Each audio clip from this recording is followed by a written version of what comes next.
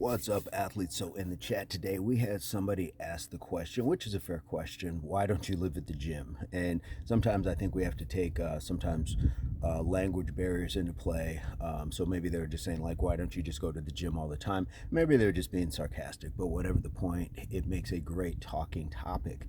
And why I don't go to the gym or why I don't live in the gym, because the world is a gym. Guys, look around you. There are pieces of things that you can do that are built for you: public parks, public tracks, walking paths, hiking paths. There are so many things, and those are things that are built off of the same. They emulate what's in a gym, or the gym actually emulates them. So when you're talking about a walking path, or just walking through your park, walking on the track at a local school or something, that's a treadmill. If you're going to walk up a mountain or walk up flights of stairs, there's your Stairmaster. So there's a lot of things that are already there that they've created to emulate those things. They're trying to draw you indoors. I don't think that's necessarily a bad thing, but when you can stay out of artificial light, because a lot of us do that all the time for our jobs anyway. You're in artificial light all day long. Get outside, get some actual sunshine. Recycled air, those air conditioners and heaters. Yes, it's great to have the amenities for some of that for some of us, but there's nothing that beats like actual fresh air. And I get it, there's a lot of pollution out in the air, things like that, but when you're talking about breathing air that it's running through a filter where there can be mold, plenty of dust mites, allergens, things like that, just my considered opinion, I'd rather be outdoors.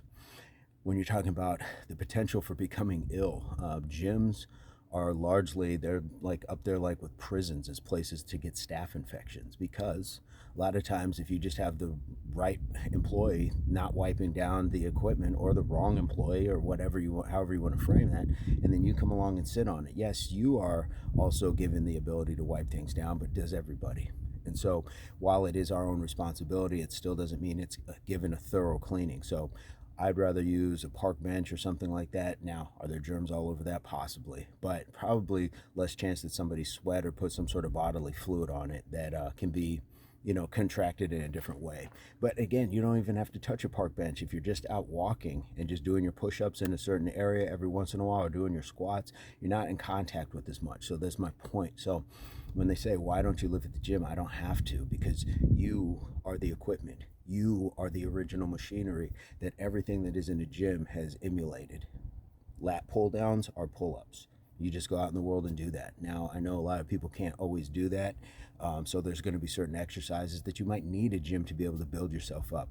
But the more you can be outdoors doing those things, we did these things as kids: riding a bike, running around, kicking a ball, any of those things. You don't have to outgrow it to be more mature. You just have to take on more responsibilities in your life, like paying your bills and feeding your families, things like that. But you can still fit in that time. And a gym doesn't dictate that you have to, like, that's not the only place you can work out. And I say this all the time: you don't have to go to the bank to count your money. You don't have to go to a place of worship to pray. You don't have to go to a library to read. You don't have to go to the dentist to take care of your teeth. Like, those are levels for, other places, another level of it.